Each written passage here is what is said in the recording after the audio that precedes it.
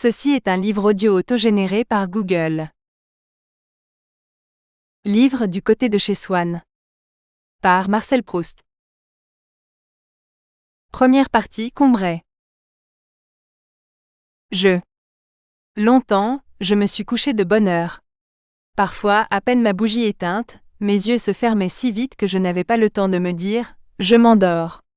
Et une demi-heure après, la pensée qu'il était temps de chercher le sommeil m'éveillait, je voulais poser le volume que je croyais avoir encore dans les mains et souffler ma lumière.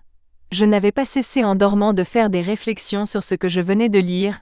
mais ces réflexions avaient pris un tour un peu particulier. Il me semblait que j'étais moi-même ce dont parlait l'ouvrage. Une église, un quatuor, la rivalité de François Ier et de Charles Quint. Cette croyance survivait pendant quelques secondes à mon réveil. Elle ne choquait pas ma raison, mais pesait comme des écailles sur mes yeux, et les empêchait de se rendre compte que le bougeoir n'était plus allumé. Puis elle commençait à me devenir inintelligible, comme après la métempsycose les pensées d'une existence antérieure. Le sujet du livre se détachait de moi, j'étais libre de m'y appliquer ou non. Aussitôt je recouvrais la vue et j'étais bien étonné de trouver autour de moi une obscurité, douce et reposante pour mes yeux, mais peut-être plus encore pour mon esprit, à qui elle apparaissait comme une chose sans cause, incompréhensible, comme une chose vraiment obscure. Je me demandais quelle heure il pouvait être. J'entendais le sifflement des trains qui, plus ou moins éloignés, comme le chant d'un oiseau dans une forêt, relevant les distances, me décrivait l'étendue de la campagne déserte où le voyageur se hâte vers la station prochaine, et le petit chemin qu'il suit va être gravé dans son souvenir par l'excitation Q'. Il doit à des lieux nouveaux, à des actes inaccoutumés, à la causerie récente et aux adieux sous la lampe étrangère qui le suivent encore dans le silence de la nuit, à la douceur prochaine du retour. J'appuyais tendrement mes joues contre les belles joues de l'oreiller, qui, pleines et fraîches, sont comme les joues de notre enfance. Je frottais une allumette, pour regarder ma montre. Bientôt minuit. C'est l'instant où le malade, qui a été obligé de partir en voyage et a dû coucher dans un hôtel inconnu, réveillé par une crise, se réjouit en apercevant sous la porte une raie de jour. Quel bonheur, c'est déjà le matin. Dans un moment les domestiques seront levés, il pourra sonner, on viendra lui porter secours. L'espérance d'être soulagé lui donne du courage pour souffrir. Justement il a cru entendre des pas, les pas se rapprochent puis s'éloignent. Et la raie de jour qui était sous sa porte a disparu. C'est minuit, on vient d'éteindre le gaz, le dernier domestique est parti et il faudra rester toute la nuit à souffrir sans remède. Je me rendormais, et parfois je n'avais plus que de courts réveils d'un instant, le temps d'entendre les craquements organiques des boiseries, d'ouvrir les yeux pour fixer le kaléidoscope de l'obscurité, de goûter grâce à une lueur momentanée de conscience le sommeil où étaient plongés les meubles, la chambre, le tout dont je n'étais qu'une petite partie, et à l'insensibilité duquel je retournais vite m'unir. Ou bien en dormant j'avais rejoint sans effort un âge à jamais révolu de ma vie primitive, retrouvé telle de mes terreurs enfantines, comme celle que mon grand-oncle me tira par mes boucles et qu'avait dissipé le jour, date pour moi d'une ère nouvelle, où on les avait coupées. J'avais oublié cet événement pendant mon sommeil. J'en retrouvais le souvenir aussitôt que j'avais réussi à m'éveiller, pour échapper aux mains de mon grand-oncle. Mais par mesure de précaution, j'entourais complètement ma tête de mon oreiller, avant de retourner dans le monde des rêves. Quelquefois, comme Ève naquit d'une côte d'Adam, une femme naissait pendant mon sommeil d'une fausse position de ma cuisse. Formée du plaisir que j'étais sur le point de goûter, je m'imaginais que c'était elle qui me l'offrait. Mon corps qui sentait dans le sien ma propre chaleur voulait s'y rejoindre, je m'éveillais. Le reste des humains m'apparaissait comme bien lointain auprès de cette femme que j'avais quittée il y avait quelques moments à peine. Ma joue était chaude encore de son baiser, mon corps courbaturé par le poids de sa taille. Si, comme il arrivait quelquefois, elle avait les traits d'une femme que j'avais connue dans la vie, j'allais me donner tout entier à ce but, la retrouver, comme ceux qui partent en voyage pour voir de leurs yeux une cité désirée, et s'imaginent qu'on peut goûter dans une réalité le charme du songe. Peu à peu son souvenir s'évanouissait, j'avais oublié la fille de mon rêve. Un homme qui dort, tient en cercle autour de lui le fil des heures, l'ordre des années et des mondes. Il les consulte d'instinct en s'éveillant et il lit en une seconde, le point de la terre qu'il occupe, le temps qui s'est écoulé jusqu'à son réveil, mais leurs rangs peuvent se mêler, se rompre. Que vers le matin après quelque insomnie, le sommeil le prenne en train de lire, dans une posture trop différente de celle où il dort habituellement, il suffit de son bras soulevé pour arrêter et faire reculer le soleil. Et à la première minute de son réveil, il ne saura plus l'heure, il estimera qu'il vient à peine de se coucher. Que s'il s'assoupit dans une position encore plus déplacée et divergente, par exemple après dîner assis dans un fauteuil, alors le bouleversement sera complet dans les mondes désorbités, le fauteuil magique le fera voyager à toute vitesse dans le temps et dans l'espace, et au moment d'ouvrir les paupières, il se croira couché quelques mois plus tôt dans une autre contrée.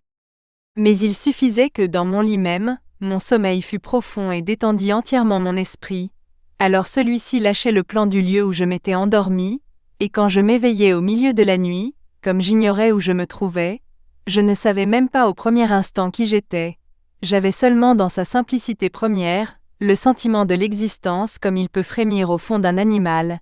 j'étais plus dénué que l'homme des cavernes. Mais alors le souvenir, non encore du lieu où j'y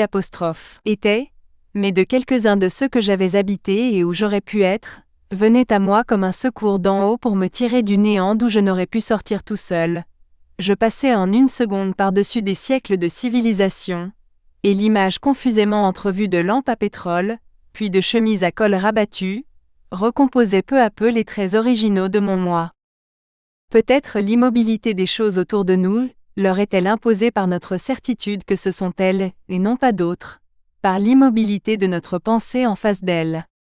Toujours est-il que quand je me réveillais ainsi, mon esprit s'agitant pour chercher sans y réussir à savoir où j'étais, tout tournait autour de moi dans l'obscurité, les choses, les pays, les années. Mon corps, trop engourdi pour remuer, cherchait d'après la forme de sa fatigue, à repérer la position de ses membres pour en induire la direction du mur, la place des meubles, pour reconstruire et pour nommer la demeure où il se trouvait. Sa mémoire, la mémoire de ses côtes, de ses genoux, de ses épaules, lui présentait successivement plusieurs des chambres où il avait dormi, tandis qu'autour de lui, les murs invisibles, changeant de place selon la forme de la pièce imaginée, tourbillonnaient dans les ténèbres. Et avant même que ma pensée, qui hésitait au seuil des temps et des formes, eût identifié le logis en rapprochant les circonstances, lui, mon corps, se rappelait pour chacun le genre du lit, la place des portes, la prise de jour des fenêtres, l'existence d'un couloir, avec la pensée que j'avais en m'y endormant et que je retrouvais au réveil. Mon côté ankylosé, cherchant à deviner son orientation, s'imaginait par exemple, allongé face au mur dans un grand lit à baldaquin et aussitôt je me disais « Tiens, j'ai fini par m'endormir quoique maman ne soit pas venue me dire bonsoir. J'étais à la campagne chez mon grand-père, mort depuis bien des années, et mon corps, le côté sur lequel je reposais, gardien fidèle d'un passé que mon esprit n'aurait jamais dû oublier, me rappelait la flamme de la veilleuse de verre de Bohême en forme urne, suspendue au plafond par des chaînettes, la cheminée en marbre de Sienne, dans ma chambre à coucher de Combray, chez mes grands-parents, en des jours lointains qu'en ce moment je me figurais actuels sans me les représenter exactement, et que je reverrai mieux tout à l'heure quand je serai tout à fait éveillé. Puis renaissait le souvenir d'une nouvelle attitude. Le mur filait dans une autre direction. J'étais dans ma chambre chez Madame de Saint-Loup, à la campagne. Mon Dieu! Il est au moins 10 heures, on doit avoir fini de dîner. J'aurais trop prolongé la sieste que je fais tous les soirs, en rentrant de ma promenade avec Madame de Saint-Loup, avant d'endosser mon habit. Car bien des années ont passé depuis Combray, où dans nos retours les plus tardifs, c'étaient les reflets rouges du couchant que je voyais sur le vitrage de ma fenêtre. C'est un autre genre de vie qu'on mène à Tansonville, chez Madame de Saint-Loup. Un autre genre de plaisir que je trouve à ne sortir qu'à la nuit, à suivre au clair de lune ces chemins où je jouais jadis au soleil. Et la chambre où je me serais endormi au lieu de m'habiller pour le dîner, de loin je l'aperçois, quand nous rentrons, traversée par les feux de la lampe, seul phare dans la nuit. Ces évocations tournoyantes et confuses ne duraient jamais que quelques secondes. Souvent, ma brève incertitude du lieu où je me trouvais ne distinguait pas mieux les unes des autres les diverses suppositions dont elle était faite, que nous n'isolons, en voyant un cheval courir, les positions successives que nous montre le kinétoscope. Mais j'avais revu tantôt l'une, tantôt l'autre, des chambres que j'avais habitées dans ma vie, et je finissais par me les rappeler toutes dans les longues rêveries qui suivaient mon réveil, chambre d'hiver ou quand on est couché, on se blottit la tête dans un nid qu'on se tresse avec les choses les plus disparates. Un coin de l'oreiller, le haut des couvertures, un bout de châle, le bord du lit, et un numéro des débats roses, qu'on finit par cimenter ensemble selon la technique des oiseaux en s'y appuyant indéfiniment. Ou par un temps glacial, le plaisir qu'on goûte est de se sentir séparé du dehors, comme l'hirondelle de mer qui a son nid au fond d'un souterrain dans la chaleur de la terre, et où, le feu étant entretenu toute la nuit dans la cheminée, on dort dans un grand manteau d'air chaud et fumeux, traversé des lueurs des tisons qui se rallument, sorte impalpable alcôve, de chaudes cavernes creusées au sein de la chambre même, zone ardente et mobile en ses contours thermiques, aérée de souffles qui nous rafraîchissent la figure et viennent des angles, des parties voisines de la fenêtre ou éloignées du foyer et qui se sont refroidies, chambre d'été où l'on aime être uni à la nuit tiède, où le clair de lune appuyé au volet entr'ouvert, jette jusqu'au pied du lit son échelle enchantée, où on dort presque en plein air, comme la mésange balancée par la brise à la pointe d'un rayon. Parfois la chambre Louis XVI, si gaie que même le premier soir, je n'y avais pas été trop malheureux, et où les colonnettes qui soutenaient légèrement le plafond s'écartaient avec tant de grâce pour montrer et réserver la place du lit, parfois au contraire, celle, petite et si élevée de plafond, creusée en forme de pyramide dans la hauteur de 2 étages et partiellement revêtue d'acajou, où dès la première seconde, j'avais été intoxiqué moralement par l'odeur inconnue du vétiver, convaincu de l'hostilité des rideaux violets et de insolente indifférence de la pendule qui jacassait tout haut comme si je n'eusse pas été là, ou une étrange et impitoyable glace à pieds quadrangulaires, barrant obliquement un des angles de la pièce, se creusait à vif dans la douce plénitude de mon champ visuel accoutumé, un emplacement qui n'y était pas prévu, où ma pensée, s'efforçant pendant des heures de se disloquer, de s'étirer en hauteur pour prendre exactement la forme de la chambre et arriver à remplir jusqu'en haut son gigantesque entonnoir, avait souffert bien de dures nuits, tandis que j'étais étendu dans mon lit, les yeux levés, l'oreille anxieuse, la narine rétive, le cœur battant, jusqu'à ce que l'habitude eût changé la couleur des rideaux, fait taire la pendule, enseigné la pitié à la glace oblique et cruelle, dissimulé sinon chassé complètement, l'odeur du vétiver et notablement diminué la hauteur apparente du plafond. L'habitude, aménageuse habile mais bien lente et qui commence par laisser souffrir notre esprit pendant des semaines dans une installation provisoire, mais que malgré tout il est bien heureux de trouver, car sans l'habitude et réduit à ses seuls moyens, il serait impuissant à nous rendre un logis habitable. Certes, j'étais bien éveillé maintenant, mon corps avait viré une dernière fois, et le bon ange de la certitude avait tout arrêté autour de moi, m'avait couché sous mes couvertures, dans ma chambre, et avait mis approximativement à leur place dans l'obscurité ma commode, mon bureau, ma cheminée, la fenêtre sur la rue et les 2 portes. Mais j'avais beau savoir que je n'étais pas dans les demeures dont l'ignorance du réveil m'avait en un instant sinon présenté l'image distincte, du moins fait croire la présence possible, le branle était donné à ma mémoire. Généralement je ne cherchais pas à me rendormir tout de suite. Je passais la plus grande partie de la nuit à me rappeler notre vie d'autrefois, à Combray chez ma grand-tante, à Balbec, à Paris, à Doncières, à Venise, ailleurs encore, à me rappeler les lieux, les personnes que j'y avais connues, ce que j'avais vu ce qu'on m'en avait raconté. À Combray, tous les jours dès la fin de l'après-midi, longtemps avant le moment où il faudrait me mettre au lit et rester sans dormir, loin de ma mère et de ma grand-mère, ma chambre à coucher redevenait le point fixe et douloureux de mes préoccupations. On avait bien inventé, pour me distraire les soirs où on me trouvait l'air trop malheureux, de me donner une lanterne magique, dont en attendant l'heure du dîner, on coiffait ma lampe. Et à l'instar des premiers architectes et maîtres verriers de l'âge gothique, elle substituait à l'opacité des murs d'impalpables irisations, de surnaturelles apparitions multicolores, où des légendes étaient dépeintes, comme dans un vitrail vacillant et momentané. Mais ma tristesse n'en était qu'accrue, parce que rien que le changement d'éclairage détruisait l'habitude que j'avais de ma chambre et grâce à quoi, sauf le supplice du coucher, elle m'était devenue supportable. Maintenant je ne la reconnaissais plus, et j'y étais inquiet, comme dans une chambre d'hôtel ou de chalet, où je fusse arrivé pour la première fois en descendant de chemin de fer. Au pas saccadé de son cheval, Golo, plein d'un affreux dessin, sortait de la petite forêt triangulaire qui veloutait d'un vert sombre la pente d'une colline, et s'avançait en tressautant vers le château de la pauvre Geneviève de Brabant. Ce château était coupé selon une ligne courbe qui n'était autre que la limite d'un des ovales de verre ménagés dans le châssis, qu'on glissait entre les coulisses de la lanterne. Ce n'était qu'un pan de château, et il avait devant lui une lande où rêvait Geneviève, qui portait une ceinture bleue. Le château et la lande étaient jaunes, et je n'avais pas attendu de les voir pour connaître leur couleur, car, avant les vers du châssis, la sonorité mordorée du nom de Brabant me l'avait montré avec évidence. Golo s'arrêtait un instant pour écouter avec tristesse le boniment lu à haute voix par ma grand-tante, et qu'il avait l'air de comprendre parfaitement, conformant son attitude avec une docilité qui n'excluait pas une certaine majesté, aux indications du texte, puis il s'éloignait du même pas saccadé. Et rien ne pouvait arrêter sa lente chevauchée. Si on bougeait la lanterne, je distinguais le cheval de Golo, qui continuait à s'avancer sur les rideaux de la fenêtre, se bombant de leurs plis, descendant dans leur fente. Le corps de Golo lui-même, d'une essence aussi surnaturelle que celui de sa monture, s'arrangeait de tout obstacle matériel, de tout objet gênant qu'il rencontrait en le prenant comme ossature et en se le rendant intérieur, fût-ce le bouton de la porte sur lequel s'adaptait aussitôt et surnageait invinciblement sa robe rouge, ou sa figure pâle, toujours aussi noble et aussi mélancolique, mais qui ne laissait paraître aucun trouble de cette transvertébration. Certes, je leur trouvais du charme à ces brillantes projections, qui semblaient émaner d'un passé mérovingien, et promenaient autour de moi des reflets d'histoire si anciens.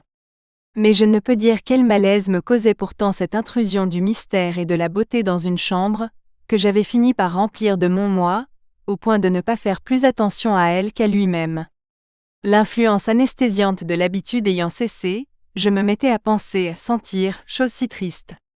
Ce bouton de la porte de ma chambre, qui différait pour moi de tous les autres boutons de porte du monde en ceci qu'il semblait ouvrir tout seul, sans que j'eusse besoin de le tourner, tant le maniement m'en était devenu inconscient, le voilà qui servait maintenant de corps astral à Golo. Et dès qu'on sonnait le dîner, j'avais hâte de courir à la salle à manger, où la grosse lampe de la suspension, ignorante de Golo et de Barbe-Bleue, et qui connaissait mes parents et le bœuf à la casserole, donnait sa lumière de tous les soirs, et de tomber dans les bras de maman que les malheurs de Geneviève de Brabant me rendaient plus chers, tandis que les crimes de Golo me faisaient examiner ma propre conscience avec plus de scrupules. Après le dîner, hélas, j'étais bientôt obligée de quitter maman qui restait à causer avec les autres, au jardin s'il faisait beau, dans le petit salon, où tout le monde se retirait s'il faisait mauvais. Tout le monde, sauf ma grand-mère qui trouvait que c'est une pitié de rester enfermée à la campagne, et qui avait d'incessantes discussions avec mon père, les jours de trop grande pluie, parce qu'il m'envoyait lire dans ma chambre au lieu de rester dehors. « Ce n'est pas comme cela que vous le rendrez robuste et énergique, » disait-elle tristement, surtout ce petit qui a tant besoin de prendre des forces et de la volonté. Mon père haussait les épaules, et il examinait le baromètre, car il aimait la météorologie, pendant que ma mère, évitant de faire du bruit pour ne pas le troubler, le regardait avec un respect attendri, mais pas trop fixement pour ne pas chercher à percer le mystère de ses supériorités.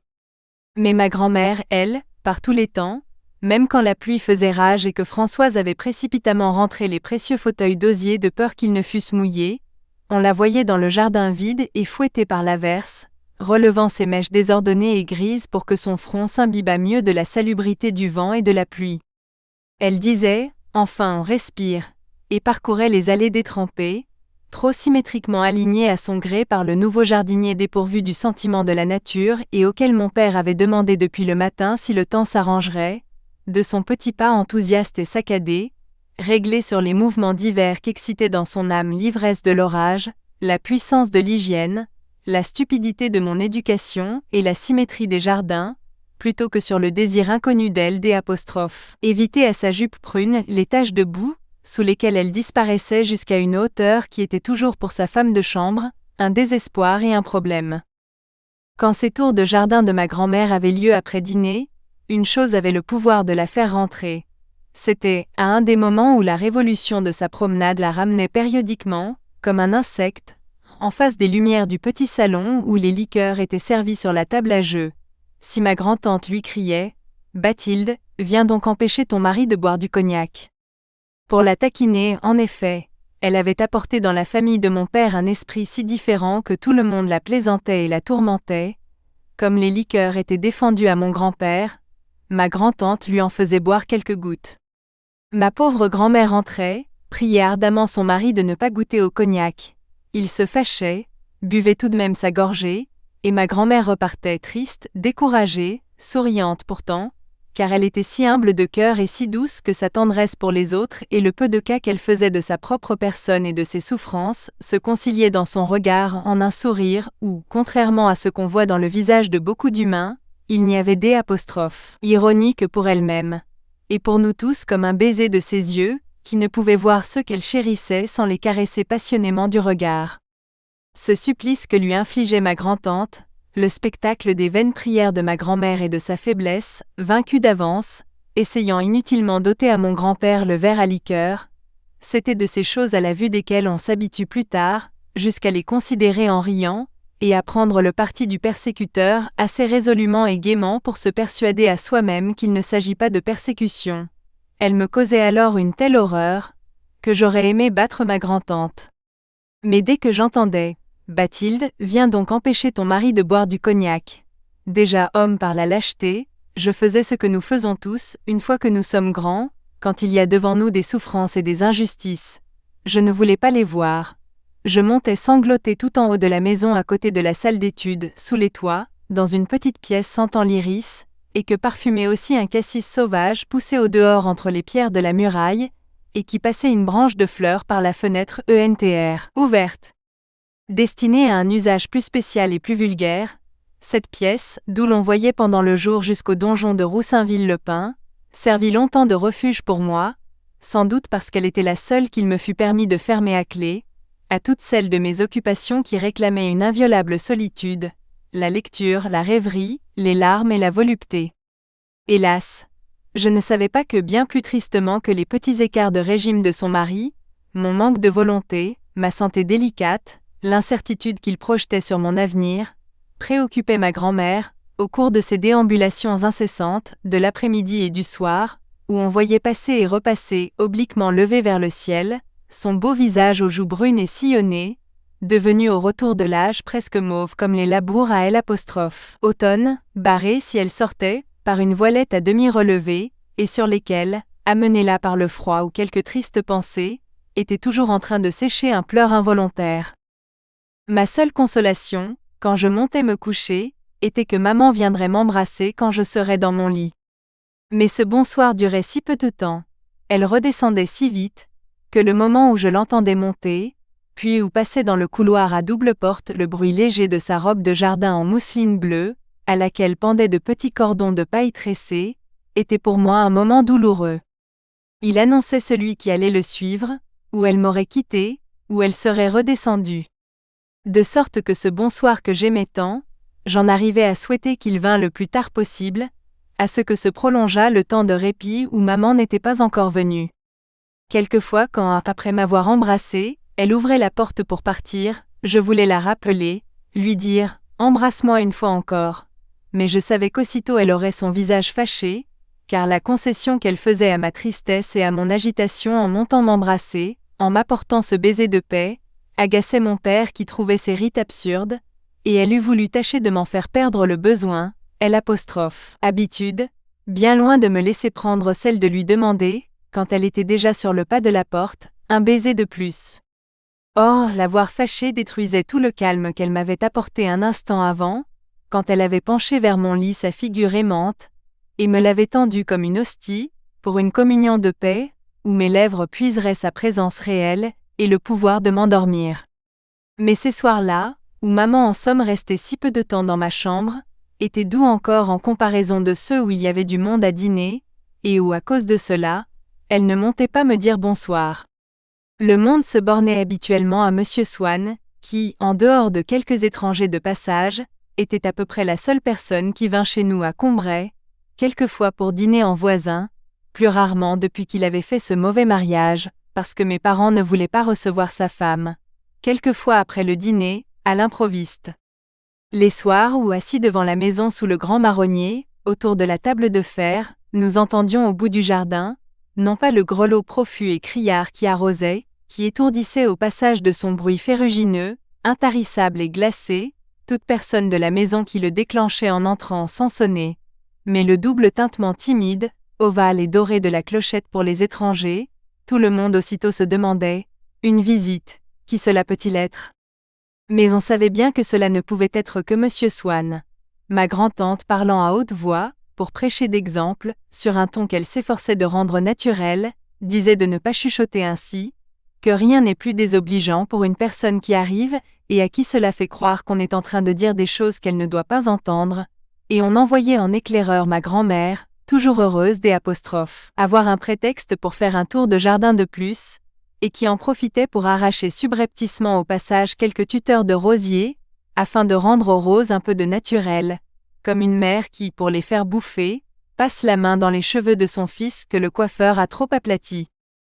Nous restions tous suspendus aux nouvelles que ma grand-mère allait nous apporter de l'ennemi, comme si on eût pu hésiter entre un grand nombre possible d'assaillants, et bientôt après, mon grand-père disait « Je reconnais la voix de Swann ». On ne le reconnaissait en effet qu'à la voix. On distinguait mal son visage au nez busqué, aux yeux verts, sous un haut front entouré de cheveux blonds presque roux, coiffé à la Bressan, parce que nous gardions le moins de lumière possible au jardin pour ne pas attirer les moustiques, et j'allais, sans en avoir l'air, dire qu'on apporta les sirops. Ma grand-mère attachait beaucoup d'importance, trouvant cela plus aimable, à ce qu'ils n'eussent pas l'air de figurer d'une façon exceptionnelle, et pour les visites seulement. Monsieur Swann, quoique beaucoup plus jeune que lui, était très lié avec mon grand-père qui avait été un des meilleurs amis de son père, homme excellent mais singulier, chez qui, paraît-il, un rien suffisait parfois pour interrompre les élans du cœur, changer le cours de la pensée. J'entendais plusieurs fois par an mon grand-père raconter à table des anecdotes toujours les mêmes sur l'attitude qu'avait eue Monsieur Swann le père, à la mort de sa femme qu'il avait veillée jour et nuit. Mon grand-père qui ne l'avait pas vu depuis longtemps, était accouru auprès de lui dans la propriété que les Swann possédaient aux environs de Combray, et avait réussi, pour qu'il n'assistât pas à la mise en bière, à lui faire quitter un moment, tout en pleurs, la chambre mortuaire. Ils firent quelques pas dans le parc, où il y avait un peu de soleil. Tout d'un coup, Monsieur Swann prenant mon grand-père par le bras s'était écrié « Ah, mon vieil ami, quel bonheur de se promener ensemble par ce beau temps. Vous ne trouvez pas ça joli tous ces arbres, ces aubépines et mon étang dont vous ne m'avez jamais félicité? Vous avez l'air comme un bonnet de nuit. Sentez-vous ce petit vent? Ah, on a beau dire, la vie a du bon tout de même, mon cher Amédée. » Brusquement le souvenir de sa femme morte lui revint, et trouvant sans doute trop compliqué de chercher comment il avait pu à un pareil moment se laisser aller à un mouvement de joie, il se contenta, par un geste qui lui était familier, chaque fois qu'une question ardue se présentait à son esprit, de passer la main sur son front, d'essuyer ses yeux et les verres de son lorgnon.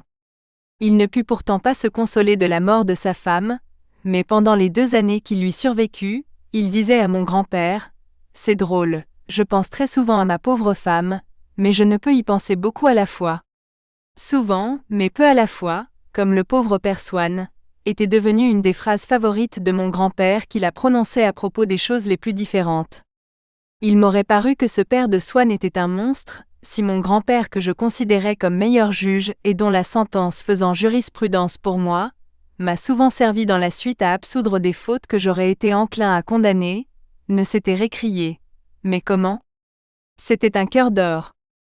Pendant bien des années, où pourtant, surtout avant son mariage, Monsieur Swann le fils vint souvent les voir à Combray, ma grand-tante et mes grands-parents ne soupçonnèrent pas qu'il ne vivait plus du tout dans la société qu'avait fréquentée sa famille, et que sous l'espèce d'incognito que lui faisait chez nous ce nom de Swann, ils hébergeaient, avec la parfaite innocence des apostrophes, honnêtes hôteliers qui ont chez eux, sans le savoir, un célèbre brigand, un des membres les plus élégants du Jockey Club, ami préféré du comte de Paris et du prince de Galles, un des hommes les plus choyés de la haute société du Faubourg Saint-Germain.